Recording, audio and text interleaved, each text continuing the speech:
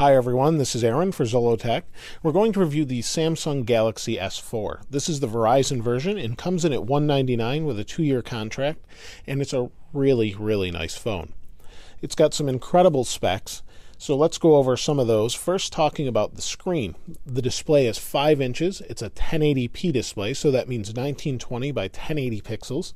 It has a huge pixel density of 441 pixels per inch in a nice Super AMOLED capacitive touchscreen, and it's just really phenomenal to look at. It has a talk time of 17 hours, 15.4 days of standby.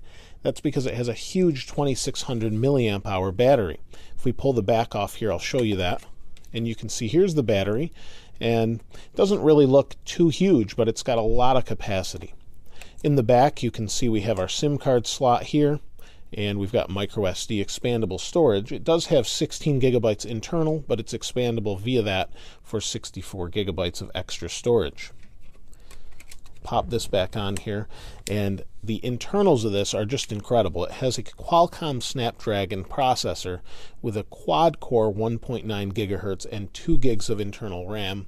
It also has an Adreno 320 GPU, and it's just unbelievable as far as how fast it is. It's got a forward-facing 2 megapixel camera, and it has a rear-facing 13 megapixel camera with flash.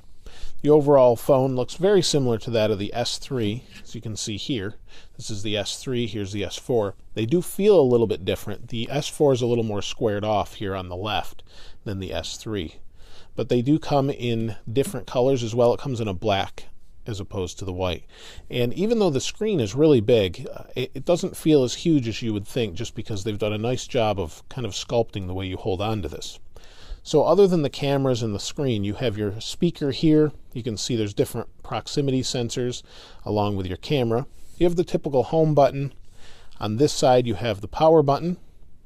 On the other side, you have a volume rocker. On the top, we have a 3.5 millimeter headphone jack, a microphone, and an IR blaster, so you can change channels on your TV with that. On the bottom, you have a micro USB, another microphone. So really feature-packed phone. Let's turn it on here.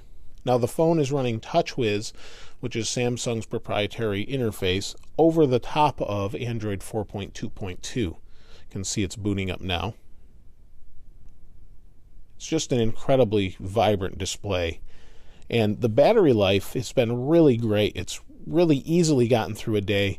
In my case, a day and a half to 2 days with normal use, so it's pretty impressive. And the battery says critically low, but let me unlock the phone here. And you can see the display looks really nice. It's going to be harder to see on this video than it is in person, but it's probably one of, if not the best display I've ever seen. Colors are vibrant, maybe too vibrant at times for certain people, but overall it looks really great. The battery's pretty low right now on it, but I get an easy day and a half, like I said, out of this battery. I've been using this to listen to music. Music sounds great, has great audio output, and the speaker is loud. If I go into the apps here, you can see these are pretty much the stock apps with some things I've added, like Google's Music and things like Instagram, Facebook that I have in folders here on the main home screen. So the phone overall is really fast, but sometimes it does lag, which is odd considering it's a very fast phone. Let's go here. And so you can see it lag bringing up the keyboard. And we'll bring it here. Now I am using Chrome, not the stock app. One thing I found is you may have seen some of the different features where you can wave your hand to go back and forth. That really seems to only work when you're in the default browser and not things like Chrome. Can pinch to zoom, it's pretty fast, usually not too much of a problem, but occasionally it will lag. And you know, there it did. You can see it just kind of hiccuped for a second. Now if I hold the back button here, it pops open this window. Now if I want to bring something else into it, we'll try the other browser. Oh, I didn't grab it there. You can see I can do multi-window. So now I have the other browser. And let's scroll up a little bit. We'll go to Zollotech here. And it will load in this window. So you can see we have 2 browsers open. Let me rotate it. And they rotated. We've got split screen. Let's see if we can refresh this one here.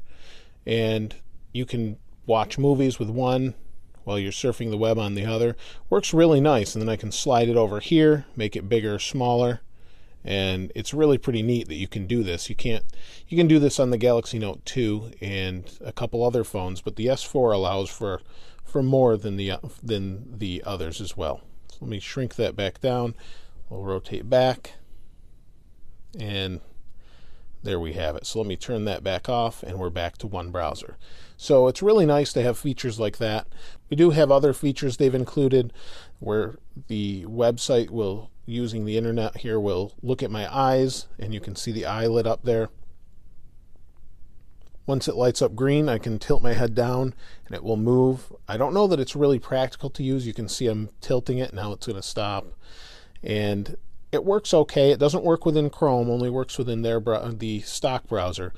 But it's something that is kind of a feature that's just there that you may or may not want to use. And my battery just died. But there's so many little features in there that people are going to love at least something and just not use the others. So instead of taking Apple's approach, where Apple says you're going to use it this way, Samsung has taken the opposite approach, given you everything, and said, figure out how you want to use it. So that's great for some people, not great for others. And if you don't like that, you can set up an easy mode, maybe for someone that's not as knowledgeable, until they get the hang of it. There's so many different things you can do with it. It's pretty unbelievable, and it's a really nice phone. If I had one complaint, this is kind of a thing that some people like or don't like. It's the plastic construction. It feels cheap when compared to, say, the metal construction of an iPhone or an HTC One. It just doesn't feel as nice. The hardware itself, speed-wise, and the display feel as nice or better, but the actual back and the sides just don't feel as high quality as you would expect from something this high-end. So that's really the only complaint I would have, and honestly, for me, it's not that big of a deal because it's such a nice phone as far as Android goes. So if you have any questions or comments regarding the Samsung Galaxy S4, I'd love to hear what you have to say about it. Have you got your hands on one? Maybe you just bought one and you love it, or maybe you don't like it. Let us know in the comments below. If you haven't subscribed already, please subscribe. As always, thanks for watching. This is Aaron. I'll see you next time.